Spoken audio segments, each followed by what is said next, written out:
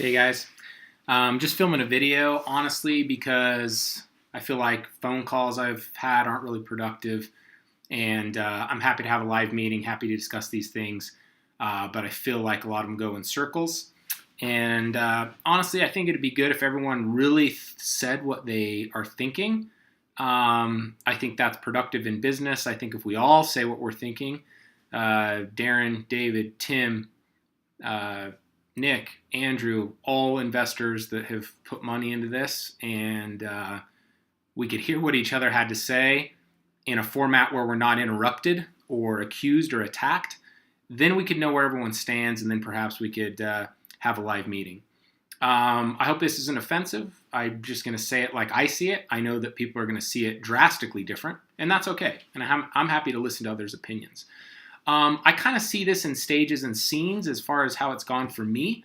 When I met this group, I won't talk about Breen Homes trying to invest, but I'll talk about when we started actually putting in money. Really, the first thing I heard last October was, hey, the building one in Neosho is decent, but what I call the NASA building would just be phenomenal if we could get it.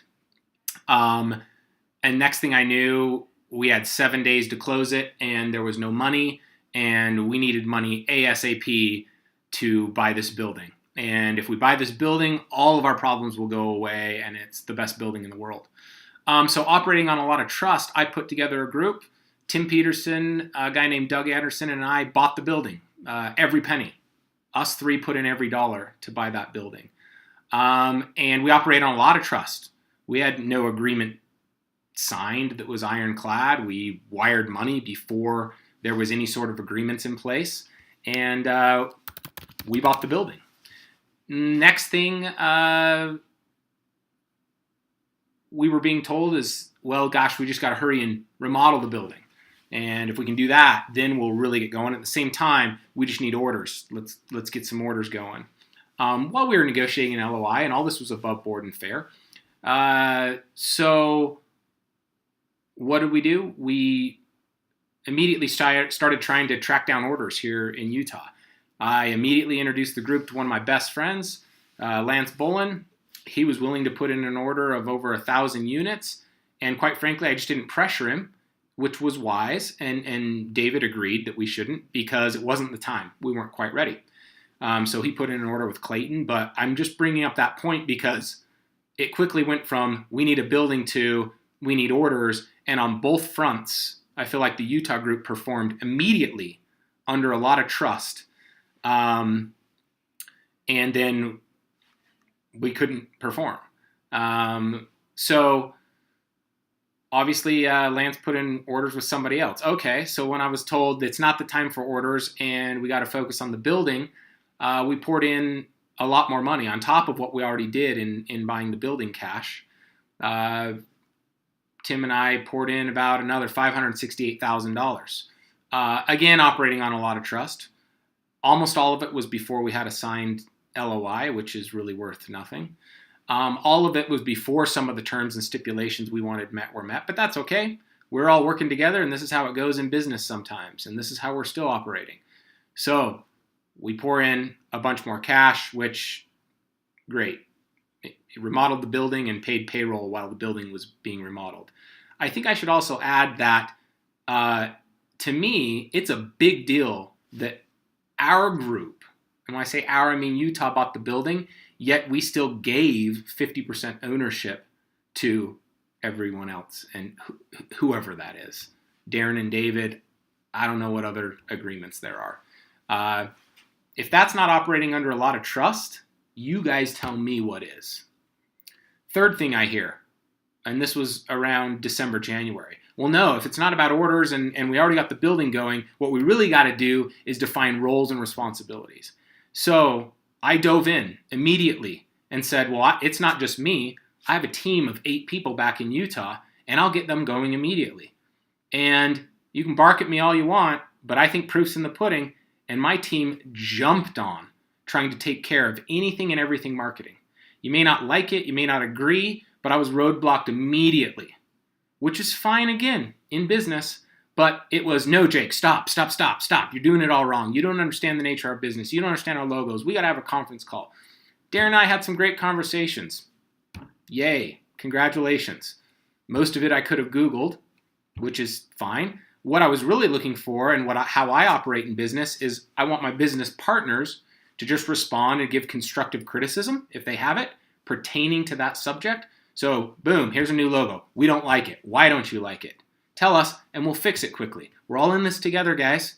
So, I'm not even going to try to dive into all the issues, but at least 10 times, my group, for free, send over things while we still didn't have a signed LOI, people working hours and hours trying to create, and not once, not one time ever was any constructive criticism or feedback given. It was just, why are you focusing on this, Jake? We don't need this right now. What we need is money. Well, first it was we need the building, then it was we need orders, and then it was we need to define teams and roles and marketing and all that jazz. And then it was just, oh my gosh, we're really bleeding. We need money. So around the time we signed the LOI, late January, really this whole deal became about money, and it has been about money the whole time. So in my mind, there's 3 ways we get money. Us as owners all put it in, which it seems like most people were starting to draw the line. I'm just calling a spade a spade. So we go get debt or equity. Great. If we're going to get debt, it's against one of our 2 assets, one of the 2 buildings. And David, I do know that recently you've acknowledged you'd put up the other building, but that was just as of recent. And I'm going, well, in order to get debt against the NASA building, which the Utah group has paid for, we need to do a few key things that I had been harping on and sent multiple emails about for the last 90 days. We need a lease in place. We need the operating agreements ironclad, and to figure out, Doug and David, I know you've brought that up, so I'm not saying you haven't. We probably need a survey. We need to divide off this 27 to 30 acres. All the things we've talked about.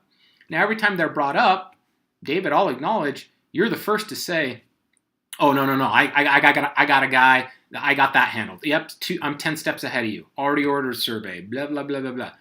And I love that. Every time you talk like that, I'm like, great. David's on it. It's being handled.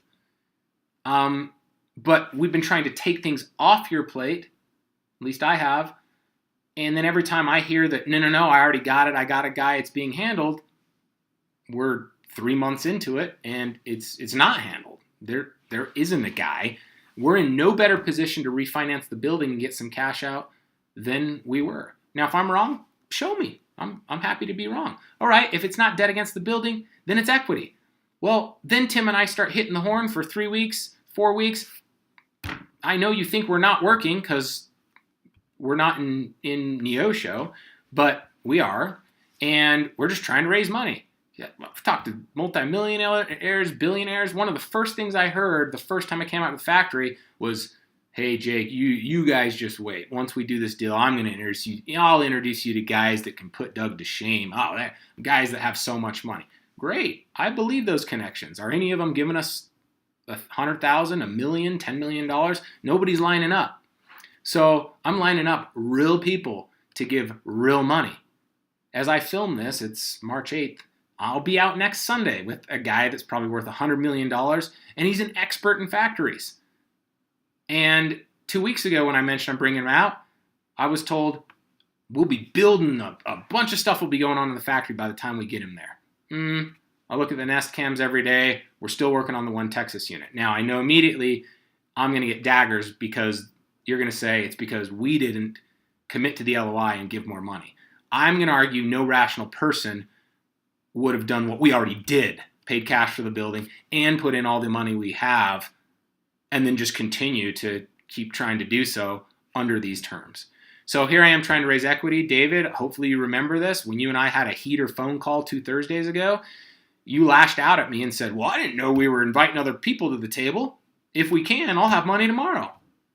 But I'll go get all the money. In fact, you guys want out? I'll go get all the money.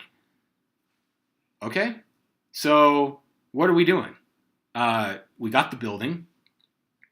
Just lining up people to get orders. I was trying to be a team player, define roles, responsibilities. Tried to jump over all the marketing and just move fast so we can get this going.